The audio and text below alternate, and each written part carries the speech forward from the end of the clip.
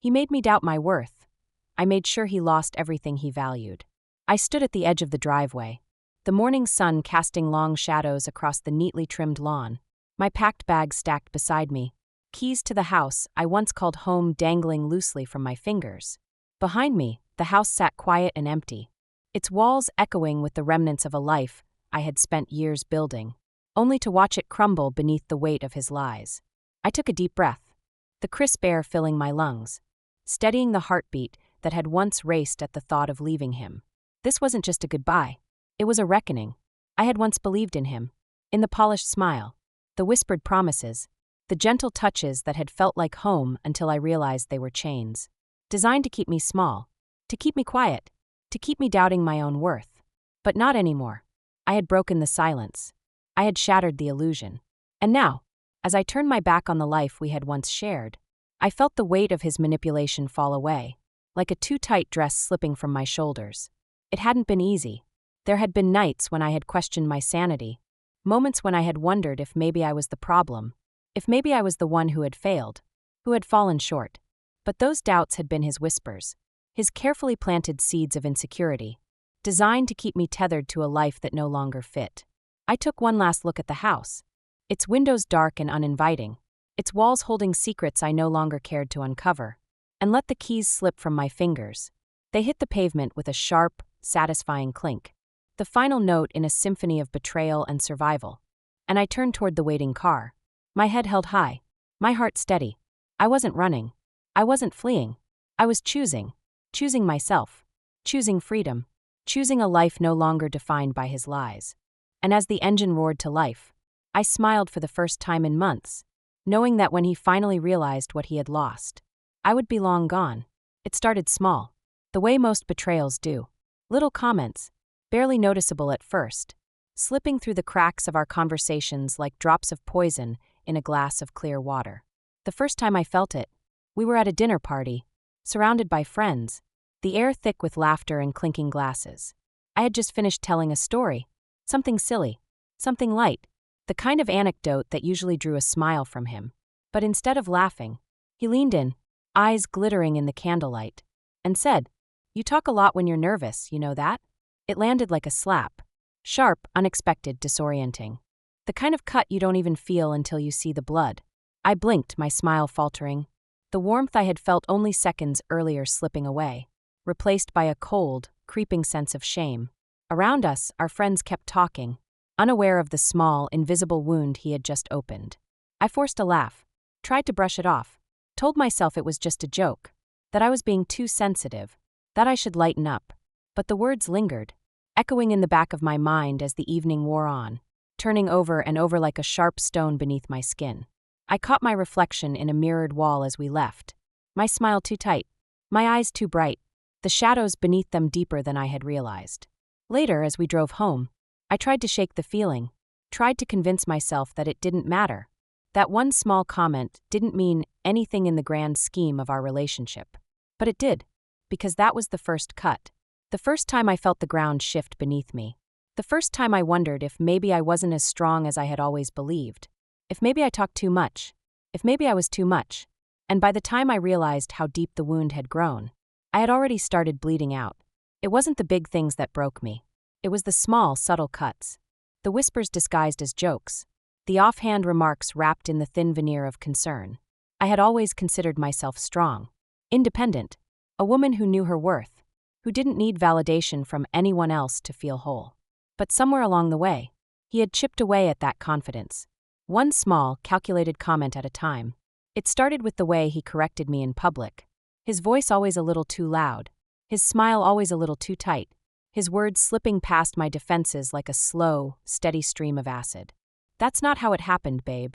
You're remembering it wrong. I think you're overreacting. You're too sensitive.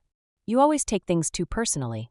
At first, I told myself he was just trying to help, that he didn't mean to undermine me, didn't mean to make me doubt myself, that he was just blunt, honest, a little rough around the edges.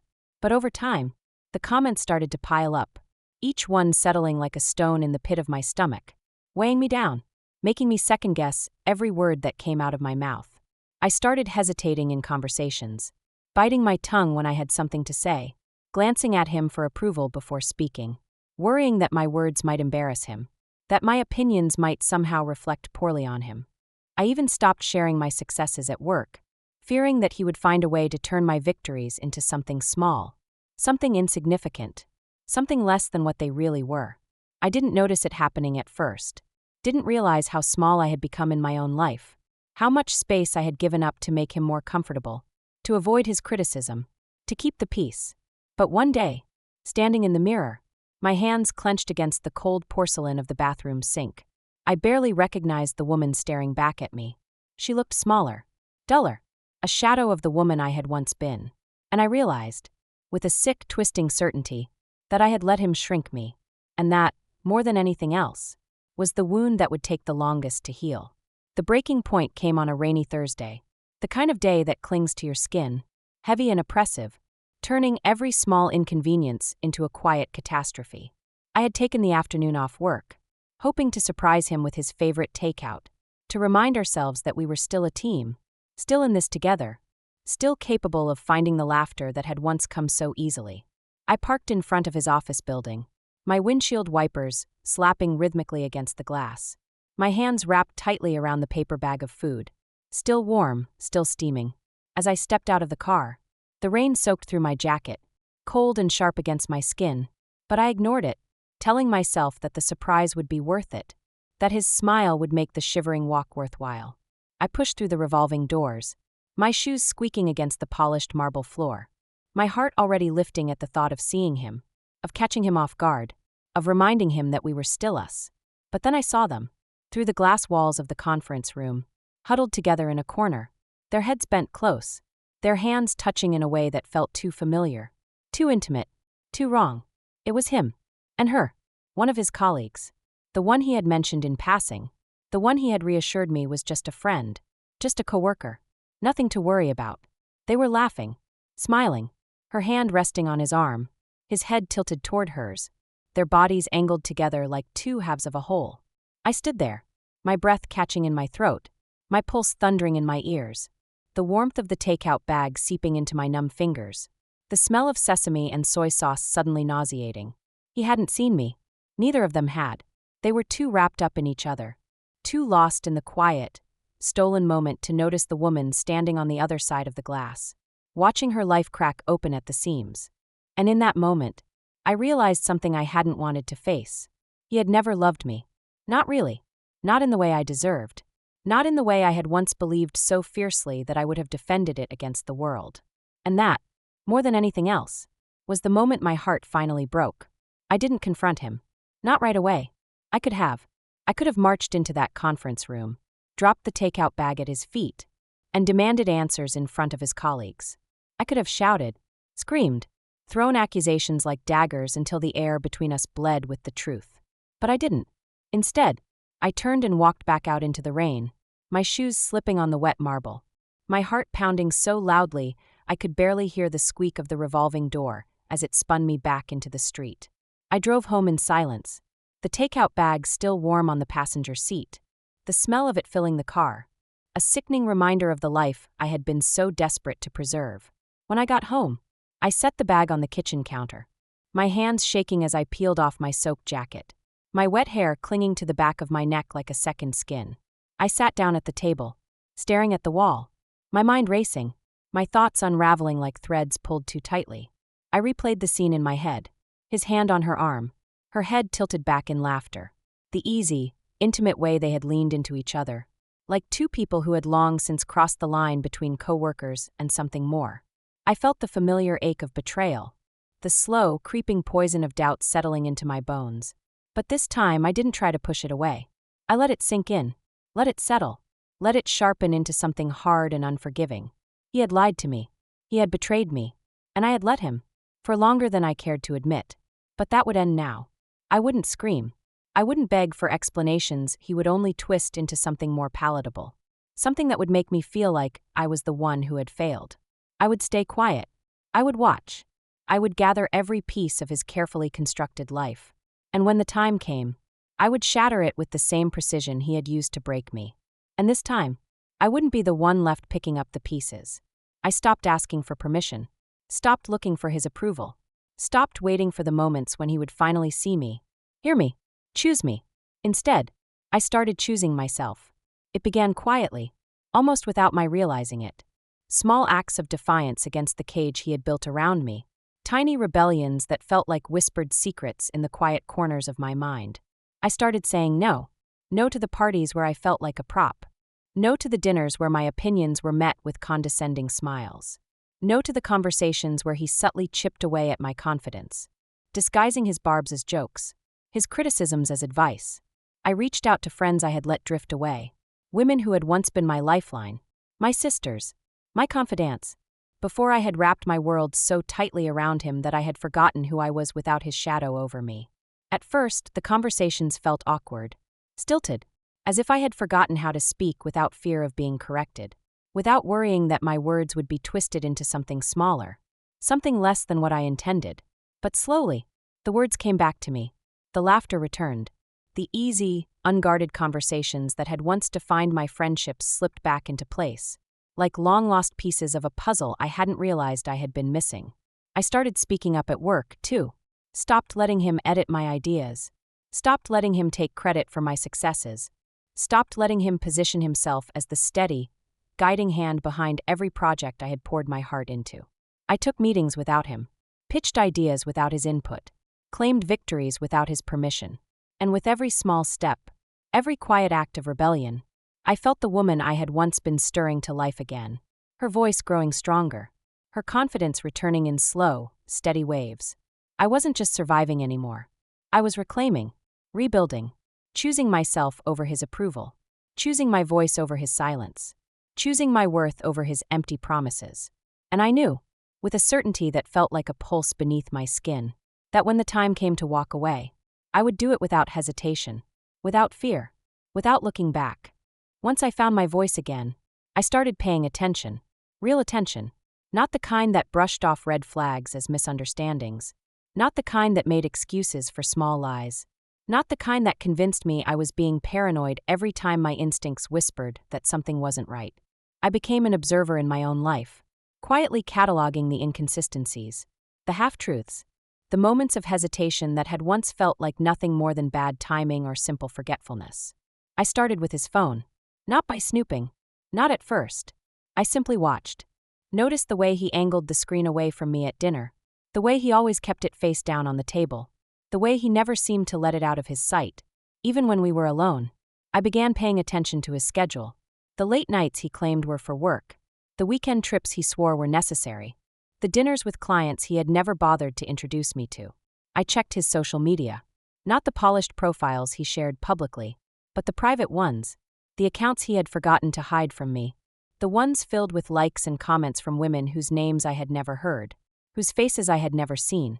I found messages, photos, inside jokes that cut deeper than any argument we had ever had. Tiny, casual betrayals that felt like 100 small blades slicing into my heart. I took screenshots, saved emails, kept notes, built a timeline that stretched back further than I had dared to imagine, a record of every lie he had ever told.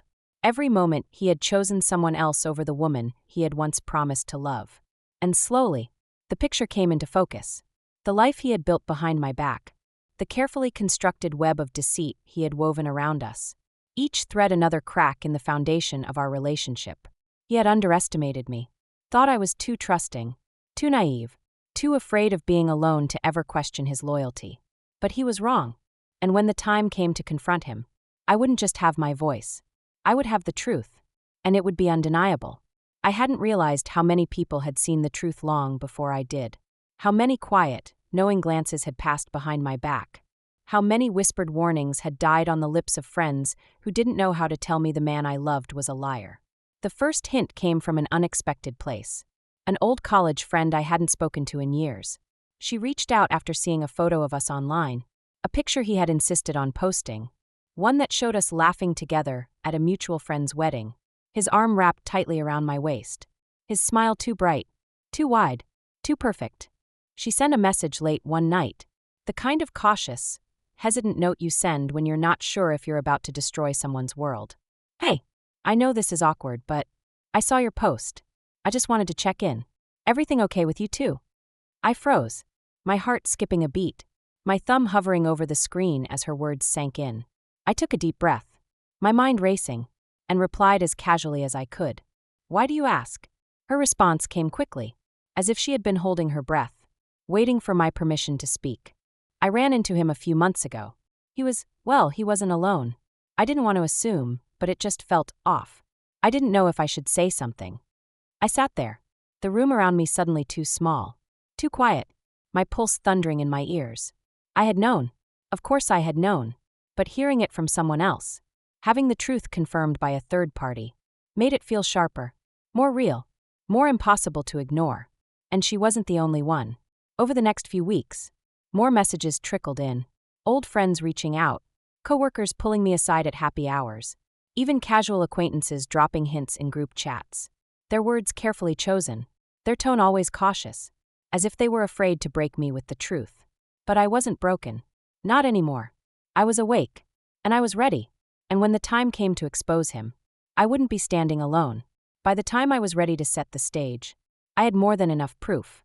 Screenshots, emails, text messages he thought had been deleted, photos taken at parties he had sworn were just for work, weekend trips he had labeled as business, but that had always felt a little too personal.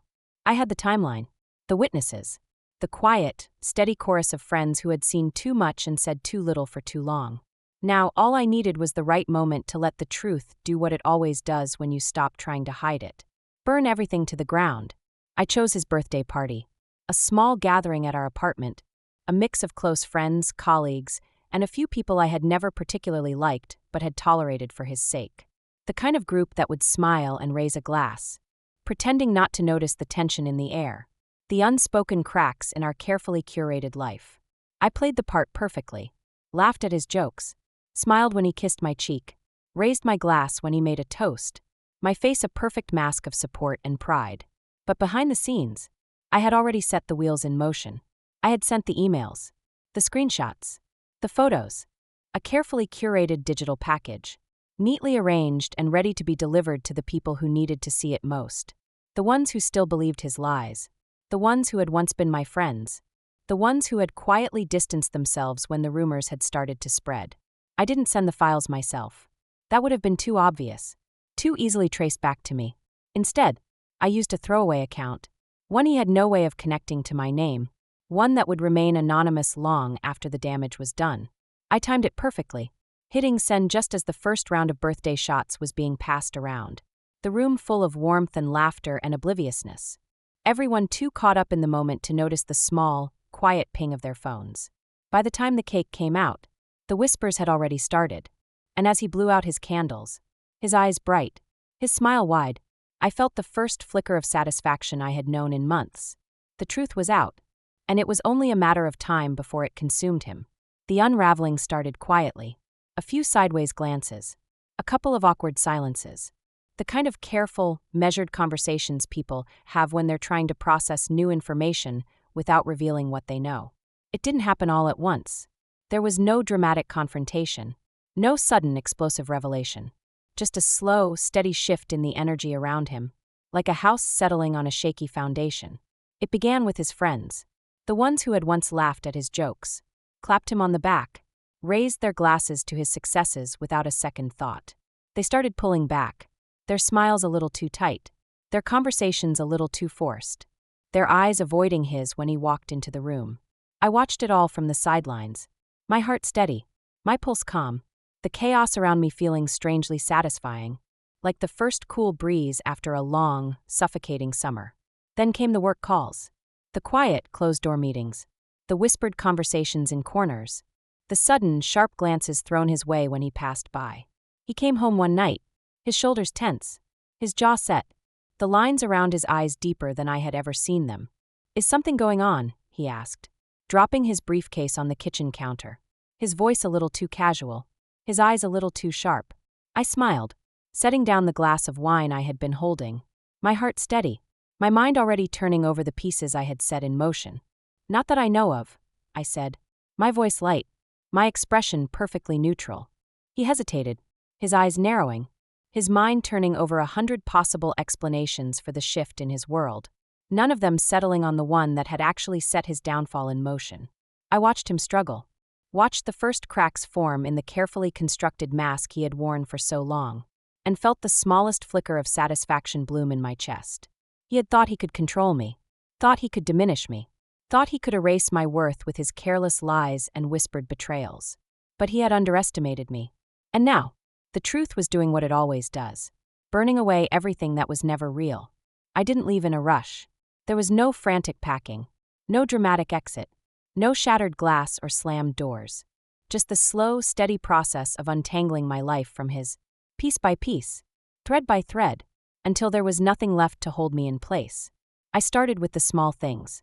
The clothes he had bought me, the ones I had worn to make him happy, to fit into the image he had built for me, went first, bagged up and dropped off at a donation center without a second thought.